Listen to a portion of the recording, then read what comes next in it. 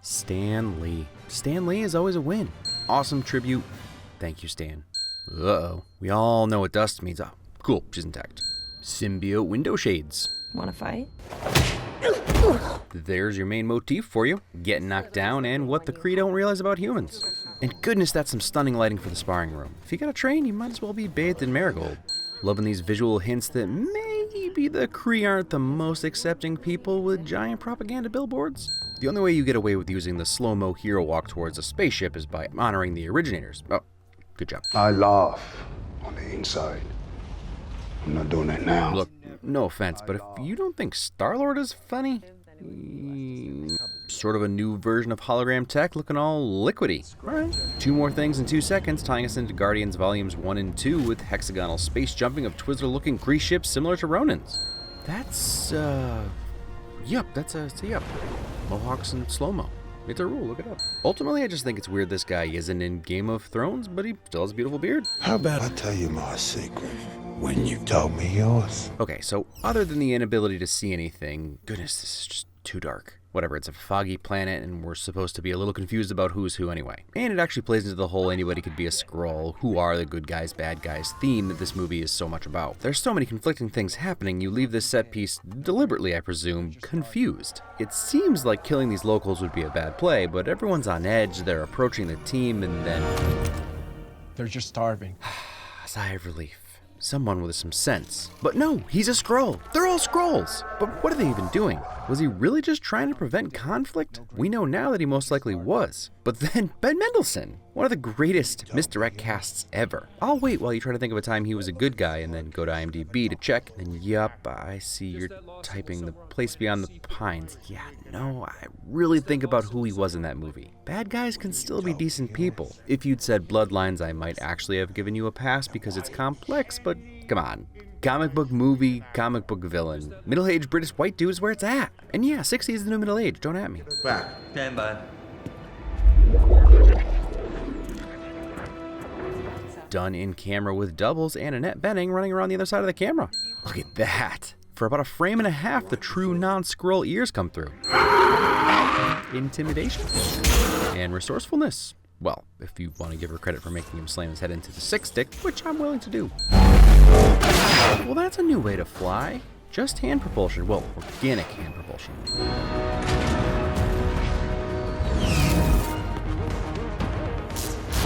It's really only peppered throughout Pinar Toprok's score, but you know I'm a sucker for a synthy electronic line. She created such a great mix of typical action music with this retro feel.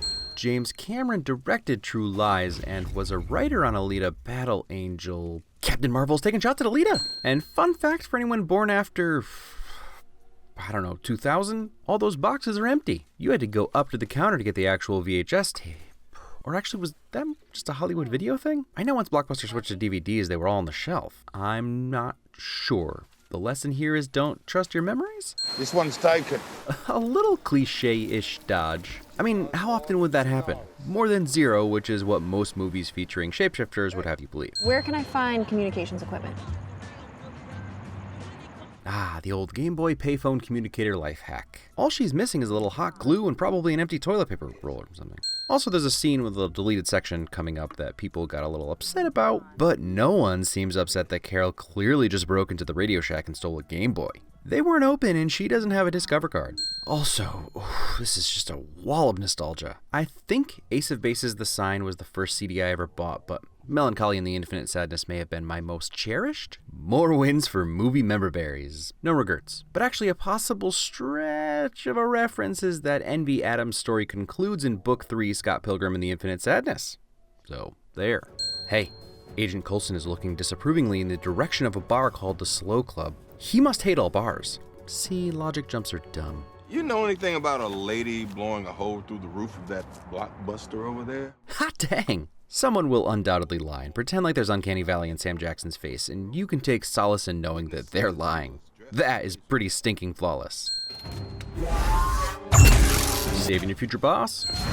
Hardcore parkour! Stan Lee is still always a win, and a little further confirmation of his true identity with an extraterrestrial recognizing him, preparing for his movie role. Yes, a role that predates X-Men. I should have clarified. I meant that X-Men was his first Marvel cameo as the future Watcher informant. In Mallrats, he plays himself, and was technically in a handful of other films before even that.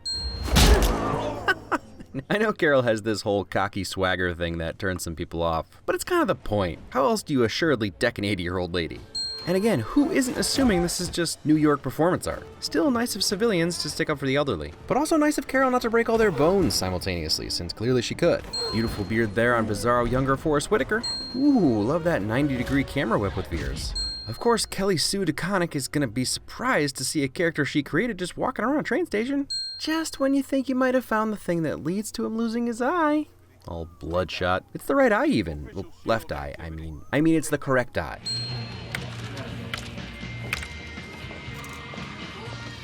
What says 90s more than Alta Vista and the song you've heard a million times, but when I say Connection by Elastica, you realize you have no clue and always just thought it was whole or garbage. And then I tell you the opening riff was stolen from Wire's Three Girl Rumba, and your head explodes. Nice scuba suit. Compliments, moving on.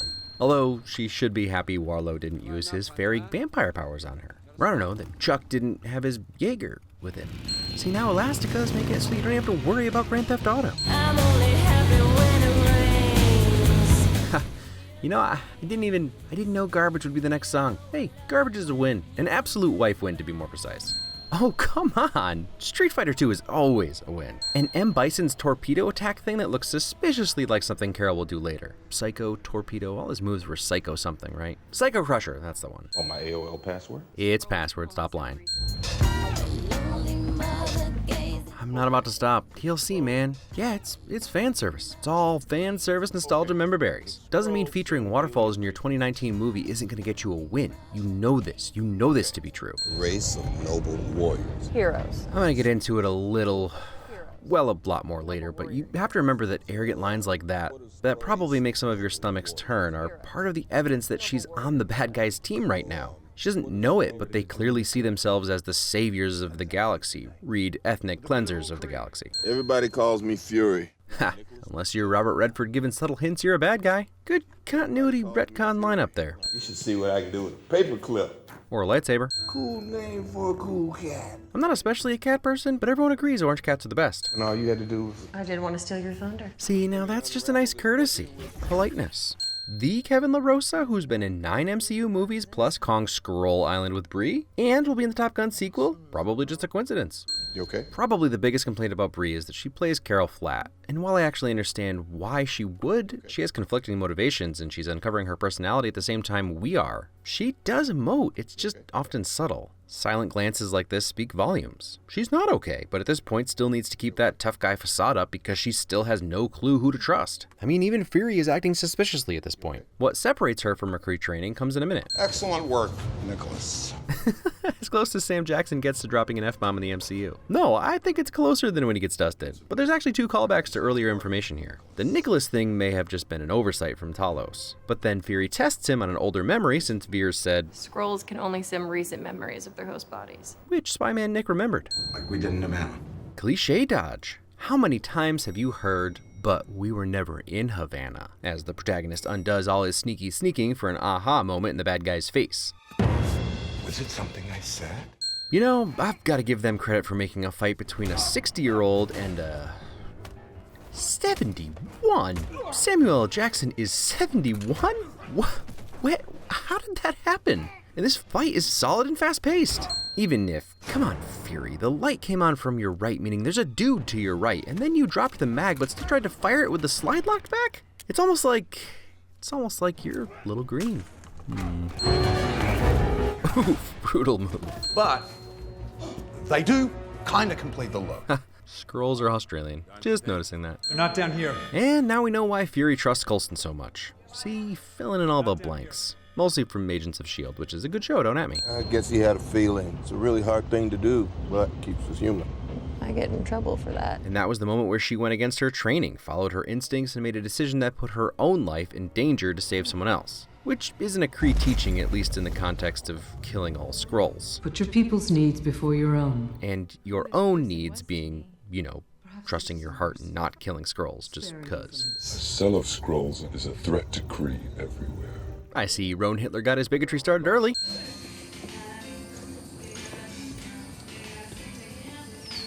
Desiree telling us all the things we gotta be. Also, while most of the songs so far have been female anthems, Veers is wearing a 9 Inch Nails shirt. That was a shortcut cheating. Since it violates the predetermined rules of engagement. I definitely don't remember those.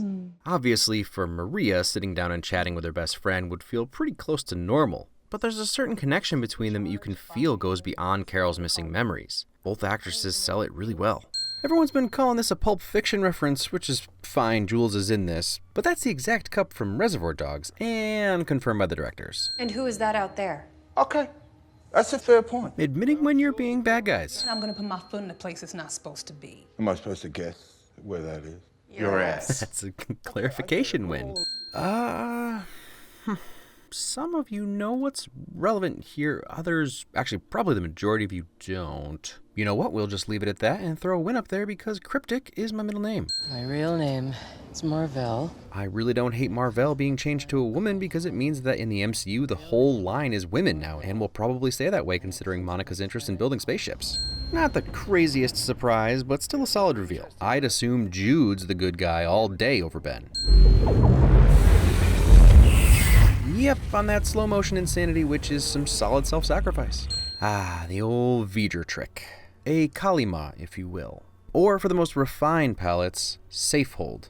Man, that one was a bit of a stretch. And you were the most powerful person I knew. Look, show don't tell is a rule to live by in a visual medium. I will give them just the teensiest of passes here because 1, Lashana Lynch makes me believe everything she says, and 2, I think Carol is supposed to be somewhat unlikable up to this point, and it visibly breaks her to learn she's no longer who she used to be, and even more importantly, that she's loved. Don't see a lot of expressions of love on Hala. I'm also hugging. We discovered that your energy signature matched Marvell's core. So right about now you might be thinking, but how did you know she would be on the mission to Torfa? I'll admit it's not super clear in the movie, but Talos was simming Solar, a spy whose brain he'd clearly mined for information. Who's to say he hasn't been Solar for years, or that there isn't another Skrull or multiple Skrulls in the Kree high ranks? But forget that. What matters is that Talos knew everything a Kree spy knew and could have likely requested the team with Veers on it. You anticipate hostile encounters with a technologically superior foreign enemy. That's what I'm saying, you have to go. Monica. You have a chance to find the coolest mission in the history of missions.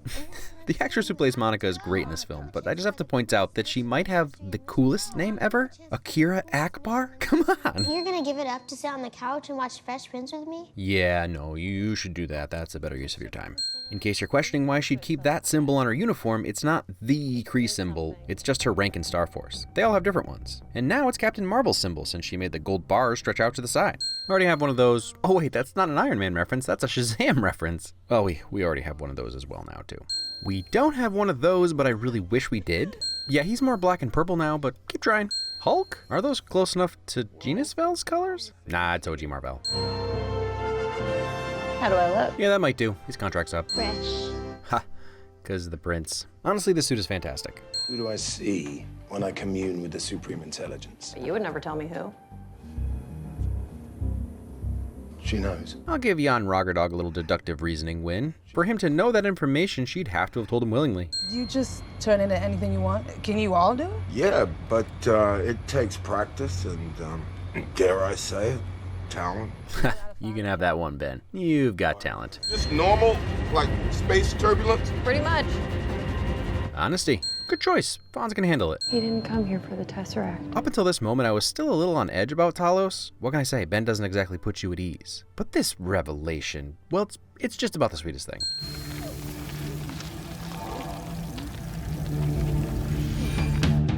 I'll admit, not every song choice is perfect, but this eerie Nirvana fade-in is spot on.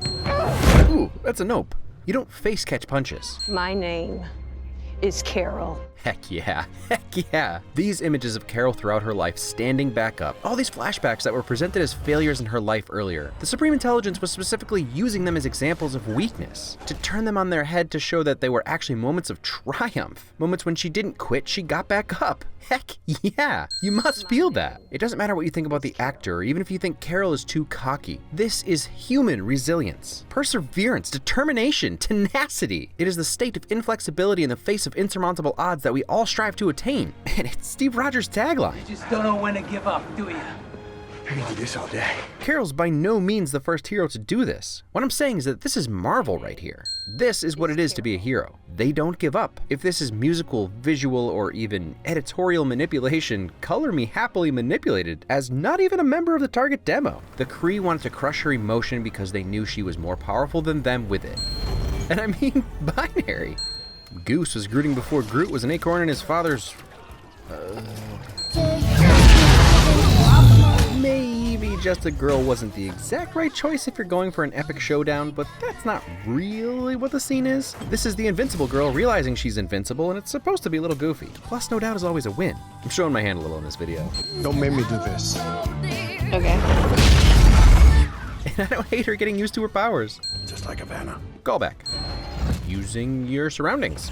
I don't think we can ignore that in 1995, an alien ship chased a black pilot through canyons. And we know she's seen Fresh Prince, which means Will Smith exists in the MCU, and that means Independence Day ripped this dogfight from real life a year later.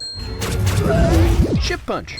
Yes, she's overpowered. It's a problem, but I just don't care. It's not like she's the first, and thank goodness, genuinely, thank you, storytellers, for not concerning yourself with things outside of the story you're telling. I love seeing this. I mean, we all pretty much agree Superman is cool, I think. I love that we get to see heroes with unlimited power, at least from our current perspective. Unlimited power is only unlimited concerning other power. Yup to that sweet mohawk, yup to her blue, red, and gold glow, yup to these visual effects with live-action mix shots. I'm pretty sure this is the dictionary definition of catharsis. Yup to energy blast threats. Also, obviously she can't kill Ronan because he's got stuff to do. But if you're questioning why she blew up only one ship, I saw it as a demonstration. She's not looking to slaughter everyone, but of course she'll have no love lost for the race that enslaved her. We'll be back for the weapon. The core. The woman. And maybe, just maybe, a dance-off. She's even given back to the grid. I'm so proud of you. I didn't expect that, even the second time through. Expectation subversion. But like, who's gonna shoot at binary? Prove to me you can beat me with... Yes. Why? Why would she? I have nothing to prove to you. Oh, mother fucking! Haha, still think this look was closer, but that's a close second. Who would have thought a solo scratch would become an iconic look? But that's what you get when you trust cats. Maybe I'll build a spaceship. You don't know. He doesn't. Who knows? Sometimes you get too close to a pulsar and a photon gets you, or something along that spectrum. Marvel. It's pronounced Shazam. For emergencies only, okay? I like to think that Fury probably called her when Chitauri started falling from the sky, and Carol said, "Oh, come on, you've got a Hulk and an entire team. You don't need me." And she was right. It's not until universe-changing stuff happens that she agrees to help. Or maybe she was just busy. I've read complaints about the Lightspeed engine being a dumb MacGuffin because the portals seem like faster travel, and you're probably right, but Lightspeed is a standard sci-fi MacGuffin, so it just doesn't bother me. But also, there's nothing that says they're not using Lightspeed with portals. I think it's actually safe to assume they are, since that's how they travel. Guardians 2 makes it seem like the jump spots are spread out, and even in this movie, Pondfog and his guys have to travel 22 hours to get to a jump spot. How far to C-53? Closest jump point is 22 hours. So, Lightspeed travel to there would be a lot faster. That the Kree burned your eye out because you refused to give them the Tesseract? I will neither confirm nor deny the... Man, that makes so much sense. I was trying to snuggle an alien that looked like a cat because I'm a dumb human that can't separate appearance from reality, and it scratched me. No, last time I trusted someone, I lost an eye. Much better, very Fury. And our one-woman security force had a prior commitment on the other side of the universe. And helping an entire race find a new home planet is absolutely a good enough reason for her to be missing for the next few decades. Another solo eye patch origin. Didn't Carol make fun of call signs in the comics? It's not a removal. It's still cool. Just, eh.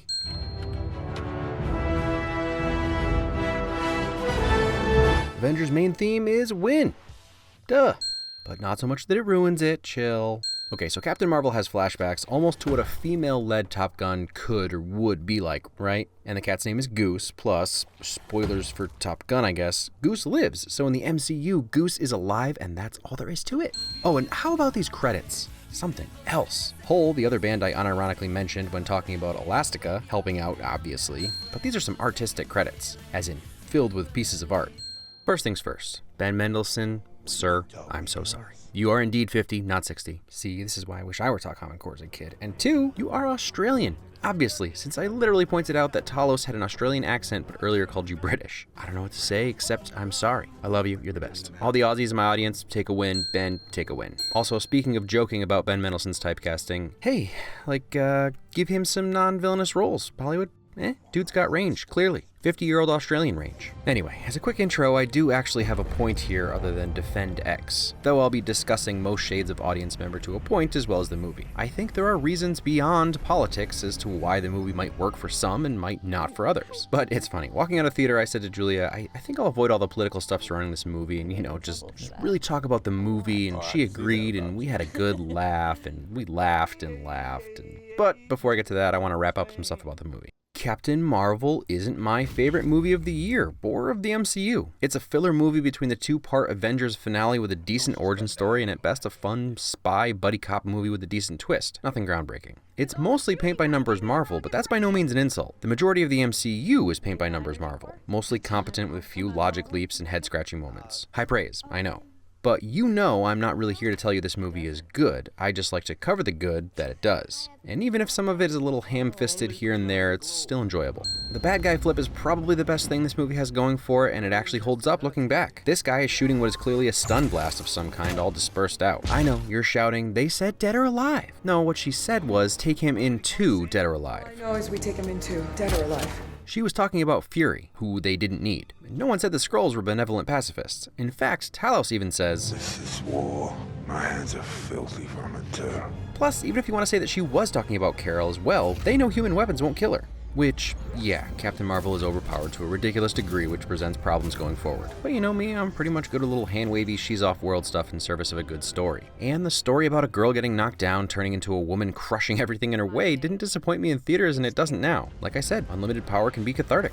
Visual effects are top-notch, though if I had to pick one thing they should have fixed, it's too dang dark. I relit and color corrected this scene myself so you guys would know what I was talking about. Still can't get over the de-aging. Yes, even Coulson, while not as good as Fury, is solid. 90% of the performances were excellent. Seeing a happy-go-lucky Nick Fury was relaxing, I don't know. You going to space?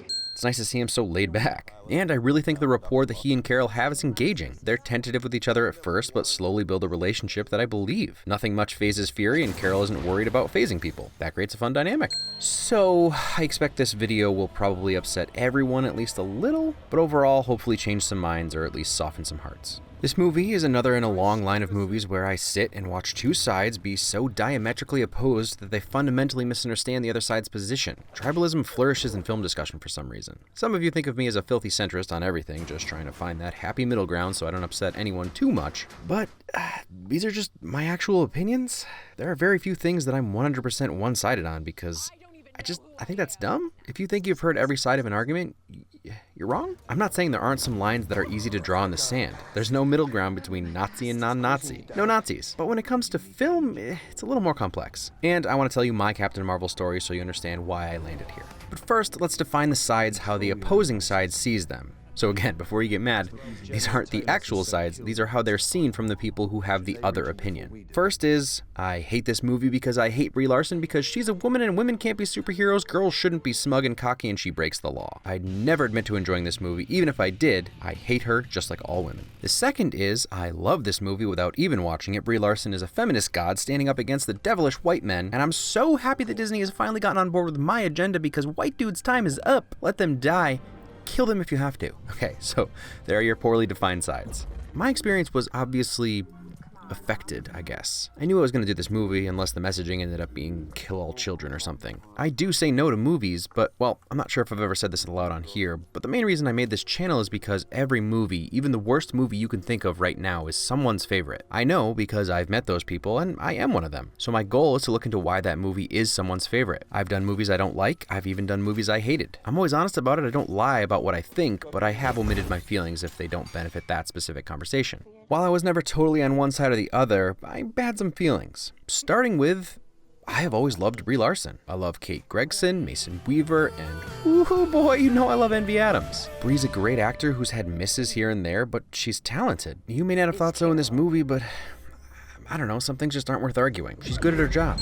That said, the positive movie guy went into the theater annoyed. My opinion was absolutely tainted by Brie's attitude off screen seeming to come through Carol. So, long story short, I left the theater thinking the movie was fine, but I wasn't a fan of Captain Marvel herself. Julia was my litmus test, if you will. She went in blind to the controversy, and I didn't even tell her there was one until after. Her world is Instagram, not Twitter, bless her soul.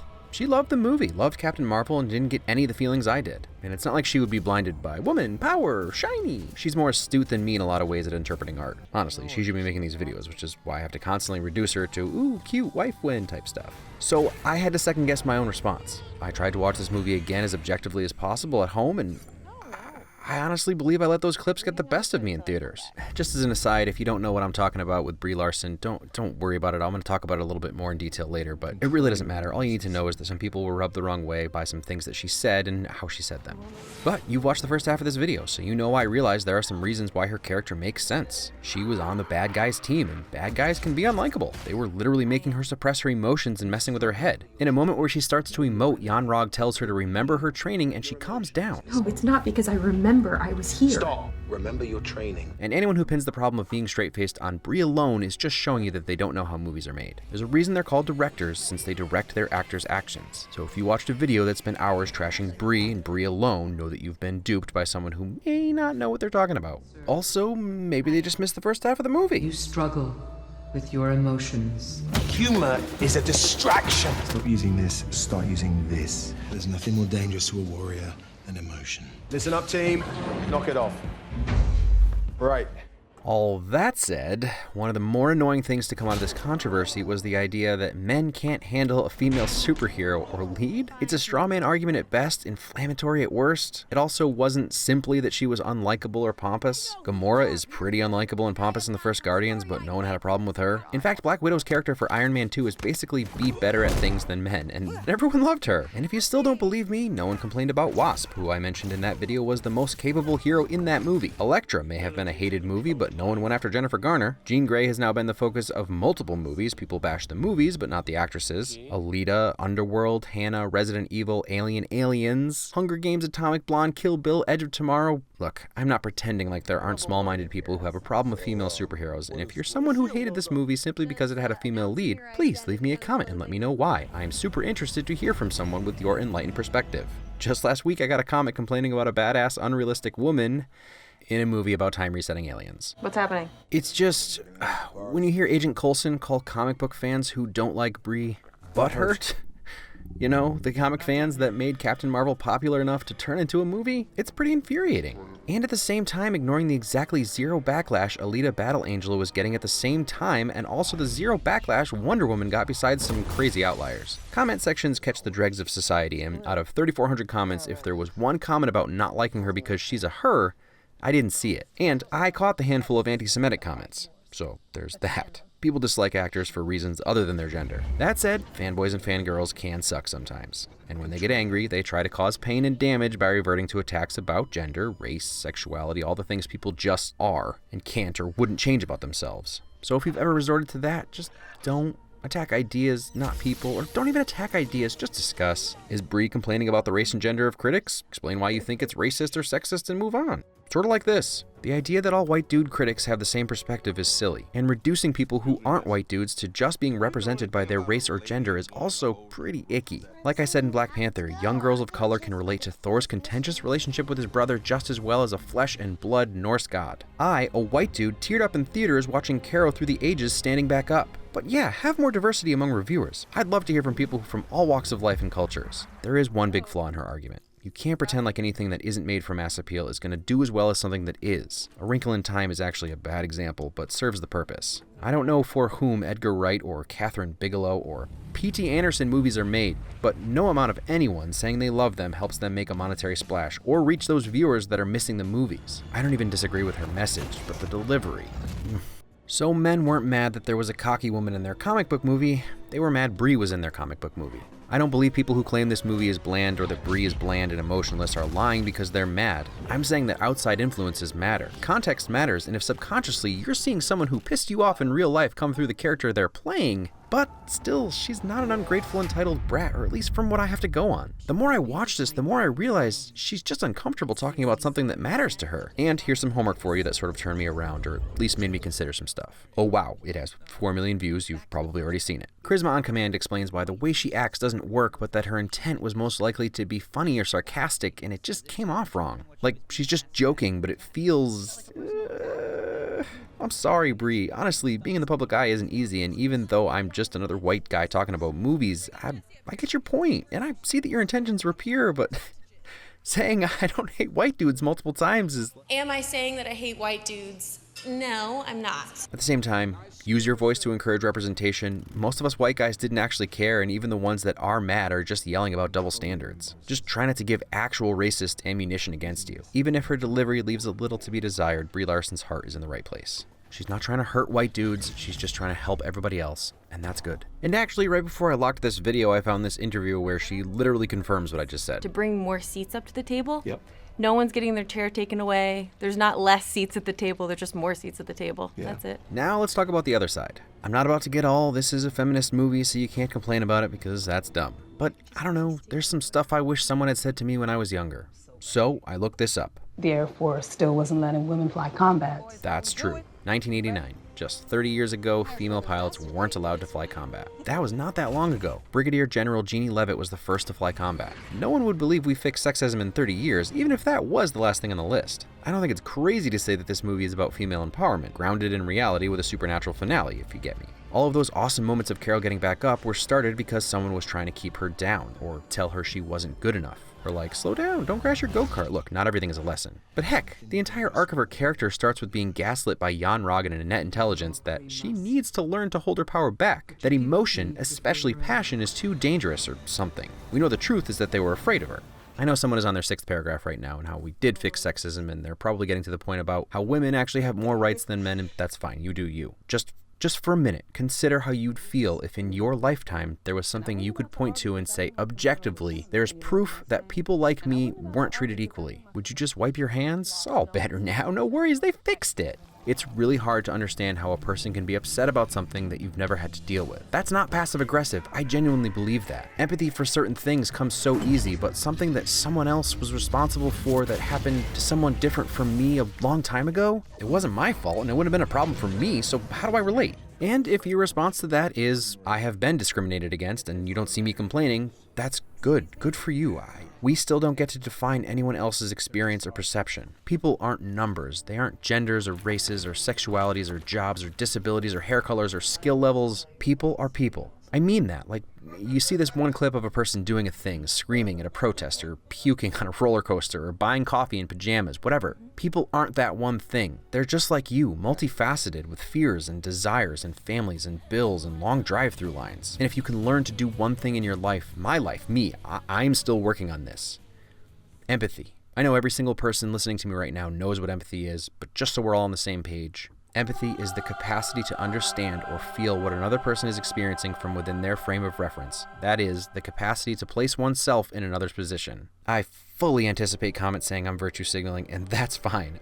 I'm just going to say again that it's just what I think. These aren't things I'm saying to win anyone's favor. These are things I've learned, and I'm still learning slowly right now. I know looking back 10 years from now, I'll see even more of the people I didn't consider, and it'll break my heart because we're all just people. Probably sounds like an obvious statement, but believe it or not, it's one this movie is sort of trying to remind you of. We get so caught up in our opinions and beliefs that people who don't share our opinions and beliefs can often just default in our brain to the bad guys. We reduce them to the others. That's what Captain Marvel does. The first half of this movie, we all just accept that Skrulls are bad guys because they stand opposite our protagonist, who obviously is our stand-in. So while it's a fun twist to flip the good guys and bad guys, it should be a reminder that in most, if not all situations, no one sees themselves as the bad guys. Again, I'm not saying there aren't bad people. I'm saying try empathy first. Okay, on to my 2 theses, one for why no like, one for why like. Coming to an end, I promise. I think the real reason, the one from people who could even look beyond Brie's off-camera remarks, was a little more nuanced, and I assume not everyone can relate, but let's give it a shot. Gatekeeping can be a serious problem in any fandom, and the MCU is no exception. I'm going to use first person here because I am guilty of this. We've had an established group for quite a while now. Sure, characters come and go, but they don't usually enter the group as the most powerful person in the universe. That can be a hard pill to swallow by itself. But the issue is something I've always called assumed familiarity.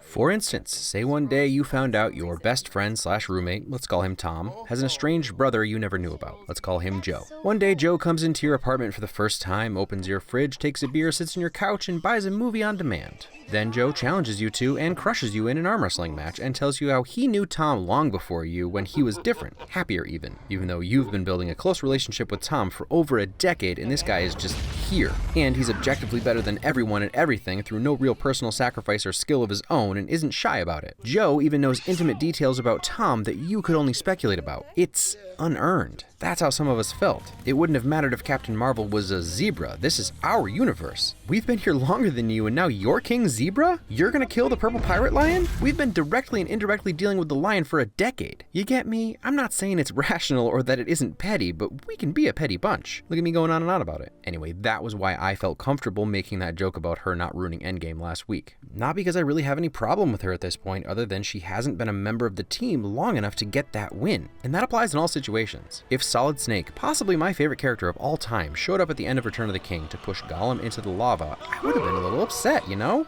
I guess Tom Bombadil would have been a more apt comparison.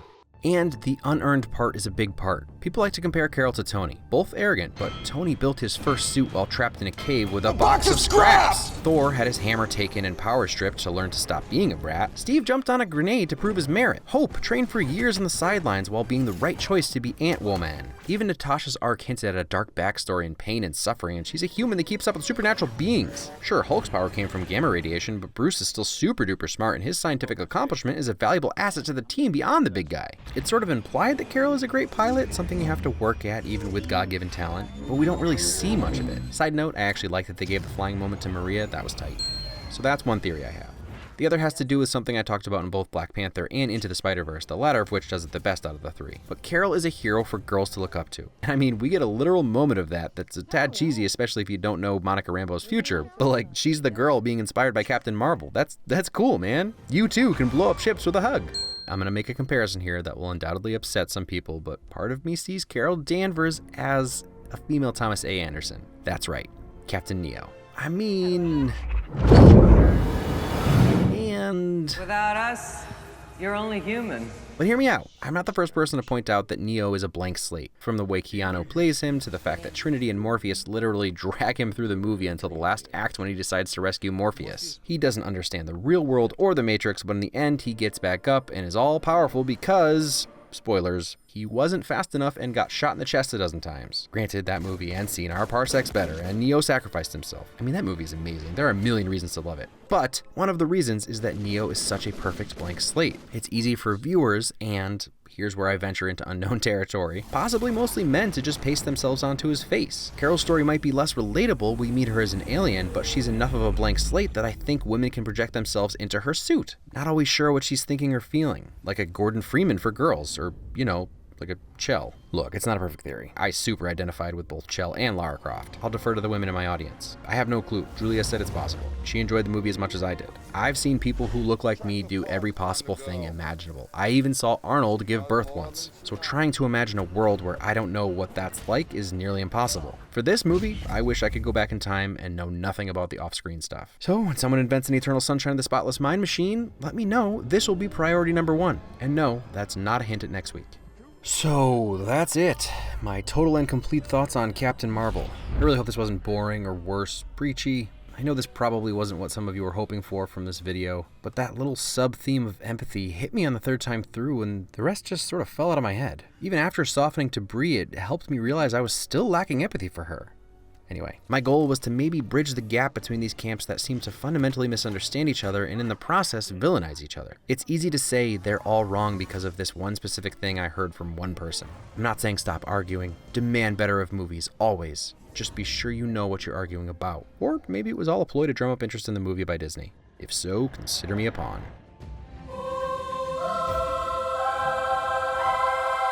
Oh yeah, the guy from the Strategic Homeland Intervention right, Enforcement and Logistics Division. God, you need a new name for that. SHIELD activity. Shield agent. Agent of SHIELD. The SHIELD logo. Agents of SHIELD. SHIELD could always use a good pilot. A shield agent? SHIELD alone can't protect us. Yeah, I hear that a lot.